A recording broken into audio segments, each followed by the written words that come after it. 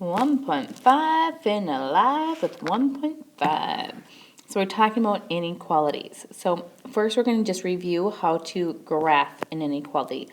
So first thing when I look at this first one, x, I have to be able to read it. So this is x is greater than 4.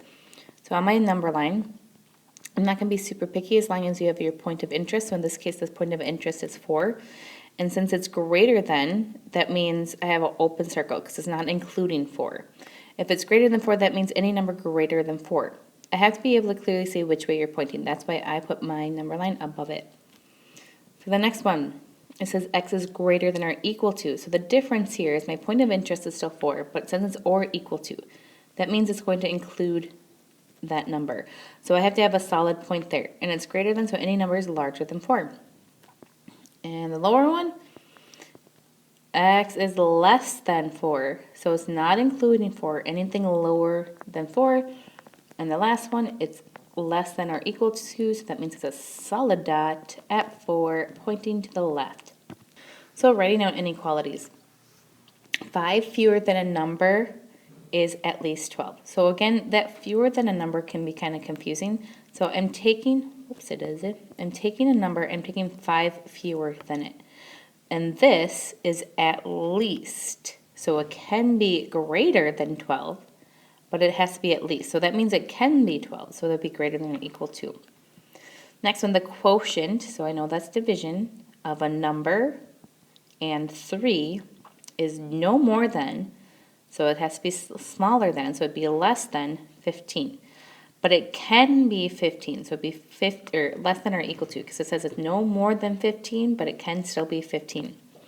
Now another review, when solving an inequality, you must remember to switch the inequality sign when you either multiply or divide by a negative.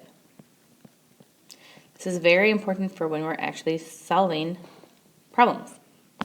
So when you're solving this inequality, the first thing I'm going to do is distribute my negative 3. So I have a negative 6x. This becomes a positive 15 because a negative times a negative is a positive. Is still greater than or equal to 4.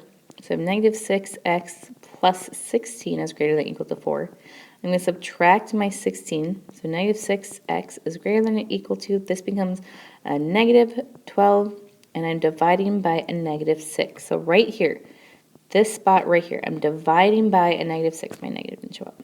Dividing by a negative 6. So now I'm going to flip my sign. So I have x is less than or equal to, because I have to flip the sign. This becomes a positive 2. So now when I'm graphing this, my point of interest is a positive 2. Why? Because of this right here, 2 negatives equal a positive. It's or equal to because it has a line, and anything less than that. You can always test a number. So if I'm looking at this number line, that means 0 would make this true. So if I plug 0 into an equation, it should make a true statement. You can always test your graph. So I want you to try to do B by yourself. If you didn't do so already, you might want to pause and read through this. But it says you can buy $36 a month and rent as many movies as you desire. So first thing, I can pay $36 a month. That's my first option. Second option I have is you can pay $15 a month and have $1.50 to rent each movie. So this would be the variable. The $1.50 is the variable. So this is how much my total would be. How many more movies must you rent a month for the first plan? So this is my first plan to cost less than the second plan. So that's my equation. Now I'm going to solve that equation. So subtract the 15, divide by 1.5, and I get 32 is less than x. You can always rewrite this as long as this is opening towards x. So if I flip 32 and x, I have to make sure to flip the sign too. So x has to be greater than 32. So you have to rent 32 movies in order for the first plan to cost less. So I want you to try to do B by yourself. That's on the next page. Problem number 4, I'm going to do B actually, and you're going to do A and C by yourself. So I have to see if these are sometimes, always, or never true. So first thing I'm going to do is distribute. So I have 10x minus 15 minus 7x, that's a 7, it's less than or equal to 3x plus 8. So combine my like terms. I have 3x is minus 15, less than or equal to 3x plus 8.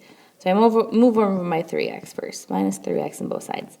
Now, a negative 15 is less than or equal to 8. Now, this is where it's different from when we have inequality compared to when we have an equal sign. Because you are each time going to have different numbers here, but that doesn't mean that's never true. So you have to read the inequality sign. So this one says negative 15 is less than or equal to 8. So then you have to think, is negative 15 less than 8? Well, yep, by golly, it is. So this will be always true. So I want you to do A and C by yourself.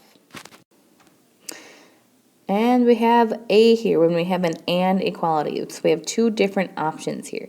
So we're going to solve each equation by itself. So I'm going to draw a line right here, and I'm going to solve both sides. So you can solve both sides, and you get these two different equations. So if I graph this, so my point of interest, this is where you have to be careful, because a lot of times people can get confused. So 3 is a point of interest, and 6 is.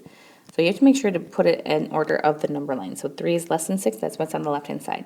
If I graph 3 first, it's an open circle because it's not including 3. And if I read this out loud, 3 is less than x. So any number greater than 3 would be a solution. So it's going this way. The second one says x is less than or equal to. So I will have a closed circle, and it's less than 6. So it's pointing this. With every and statement, you should always be shading in between the two numbers. An and statement is in between. So pause and do B by yourself. And for this lesson, we have an or statement. So if I solve both of these first, you get these two numbers. Now again, when I'm graphing this, I always put my smaller number of point of interest, which would be negative 5, on the left. So I have negative 5 and negative 1. So if I focus on negative 5 first, it's less than, so it's an open circle. Less than means it's pointing smaller. At negative 1, it's a closed circle because it's or equal to, and it's greater than, so anything larger than negative 1. So whenever you have an or statement, your graph should be pointing out from each other. So I want you to finish C and D by yourself, and then you just, smile because you just did math and you're an awesome person. Have a great day.